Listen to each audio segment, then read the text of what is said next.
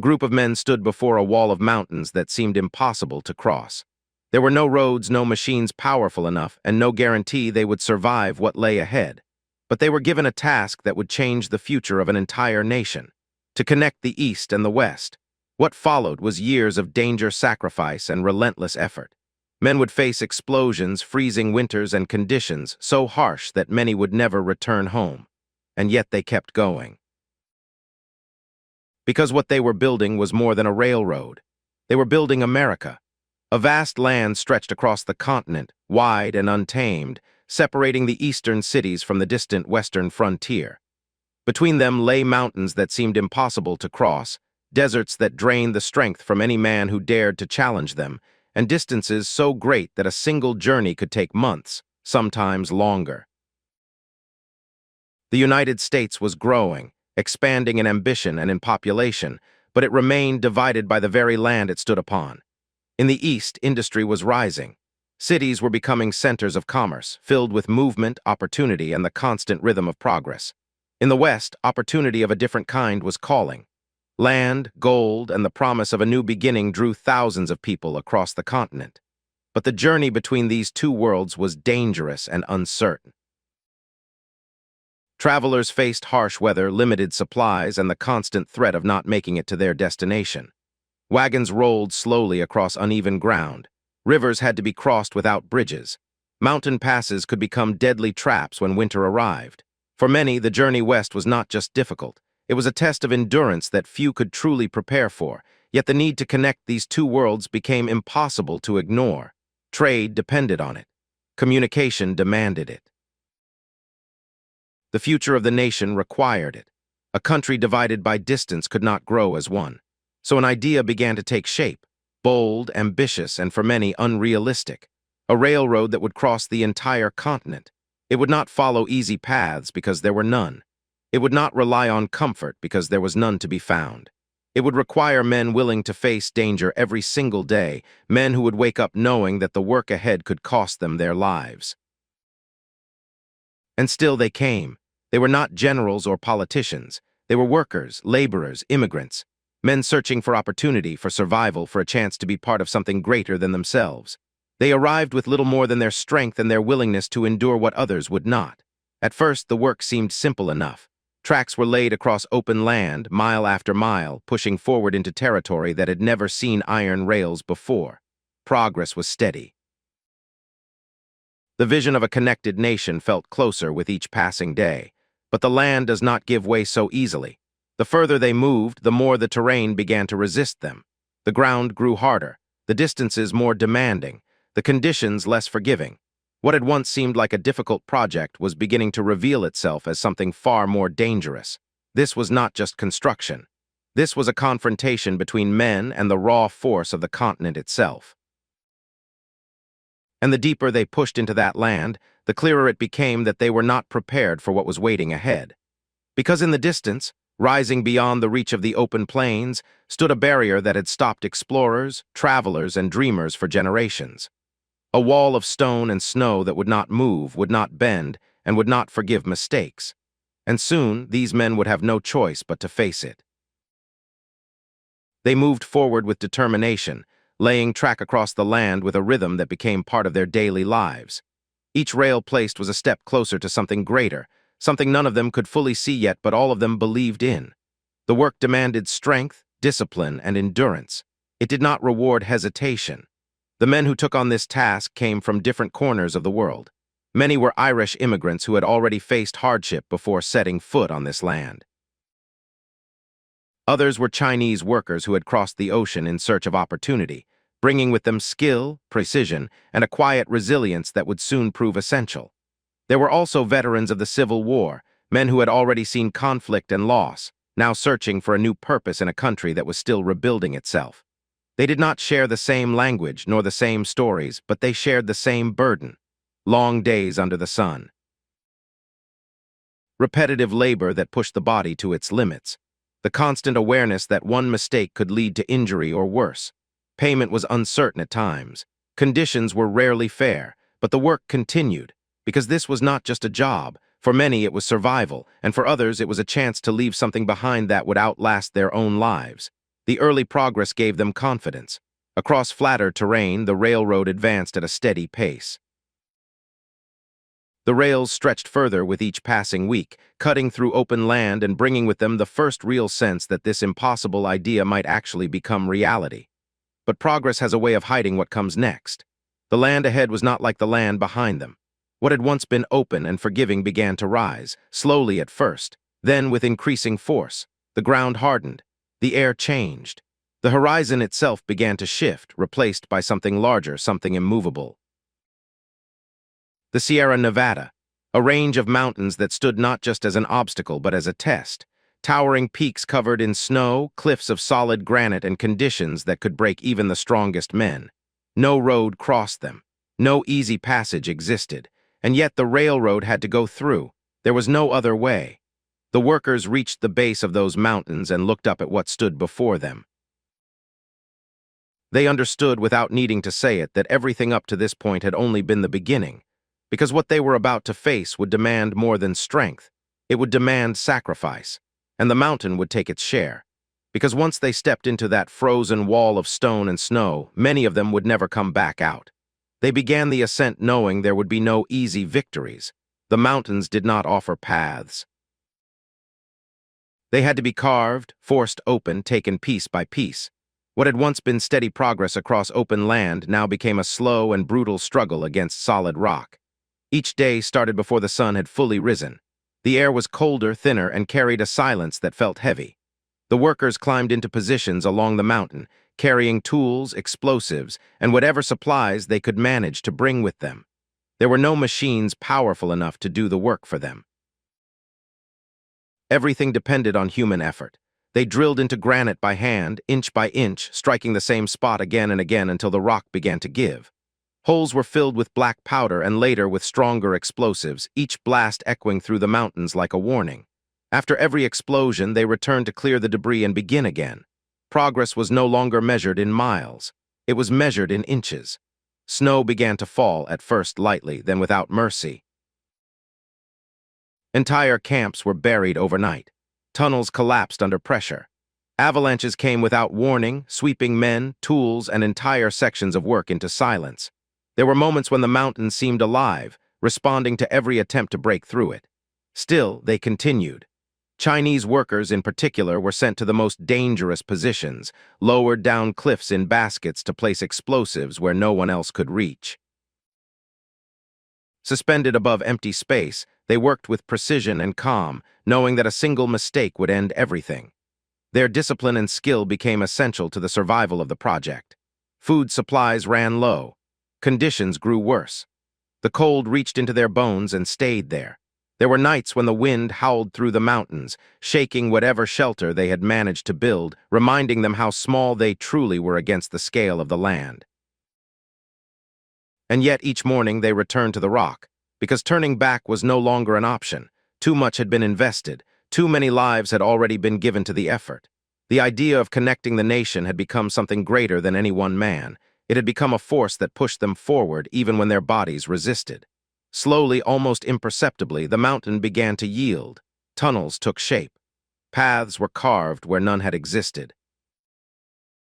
The impossible started to look possible, though the cost was written in exhaustion, injury, and loss. And then, after years of relentless effort, they began to see the other side. The descent from the mountains was not a victory, but a transition. Because what waited beyond the Sierra Nevada was not relief. It was a different kind of challenge. A land so vast and exposed that it offered no protection, no comfort, and no forgiveness for weakness. And the men who had survived the mountains would soon discover that the open plains could be just as deadly in their own way. They came down from the mountains carrying more than tools and experience. They carried the weight of everything they had endured. The cold, the hunger, the constant danger. Behind them stood the Sierra Nevada, carved and crossed through years of effort. Ahead of them stretched something entirely different, an open land that seemed to have no end. The Great Plains unfolded in every direction, wide and exposed, with no mountains to block the wind and no forests to offer shelter. At first, it felt like relief. No more cliffs, no more tunnels through solid rock. The ground was flatter, easier to build upon. But that sense of relief did not last, because the plains had their own way of testing men. The sun burned without interruption. Days stretched long and hot, draining energy from the body with no place to escape. Water became as valuable as any tool. Supplies had to travel great distances, and when they failed to arrive on time, the consequences were immediate. Then came the storms. Without warning, the sky would darken and the wind would rise, sweeping across the land with a force that could tear through camps and scatter materials across miles. Lightning struck close and often. Rain turned the ground into mud, slowing progress to a crawl, and when winter returned, it did not come gently. The cold moved across the plains with nothing to stop it. Temperatures dropped fast. The wind cut through clothing and shelter alike. What had once been open land became a place of endurance once again. Still, the work continued. Tracks were laid mile after mile, stretching across the plains with a speed that had not been possible in the mountains. The rhythm returned, but it was no longer the same. Every man understood now what this project demanded. This was not temporary hardship. This was the cost of building something that would change the nation forever. As the railroad advanced, it began to transform the land around it. Small camps turned into settlements. Supplies moved faster. Communication improved. The distance that once separated east and west began to shrink not in miles, but in time. But progress does not come without tension, because this land was not empty. It had long been home to nations who lived, moved, and survived across these plains. For them, the arrival of the railroad was not a sign of progress.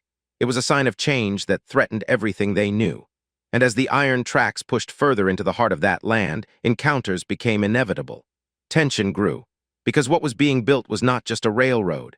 It was a line that would divide worlds, and soon the men who had fought mountains and endured the plains would find themselves facing something far more unpredictable than nature: other men.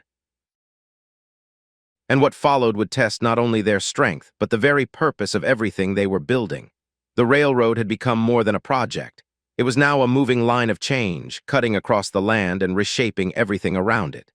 Camps grew into towns almost overnight. Supply routes became permanent paths. What had once been distant and disconnected was beginning to feel closer, more reachable. But that movement came with pressure. The closer the two ends of the railroad came to each other, the more intense the work became. There was no time to slow down. Every day mattered. Every mile counted. Crews pushed themselves harder, knowing that they were approaching the moment that would define everything they had endured. From the east, the Union Pacific advanced across the plains. From the west, the Central Pacific pushed forward after breaking through the mountains. Two forces moving toward the same goal, racing against time, terrain, and expectation. The work became faster. Rails were laid at a pace that would have seemed impossible at the beginning. Teams organized themselves with precision. One group placed ties, another laid rails, others secured them in place. The movement became almost mechanical, a system driven by repetition and urgency. There were days when miles of track were completed in a single push, but speed came with its own risks. Fatigue set in, mistakes became more likely, injuries increased. The pressure to finish began to weigh on every man involved. They were no longer just building.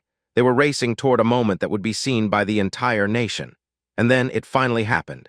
After years of labor, sacrifice, and relentless effort, the two lines approached each other.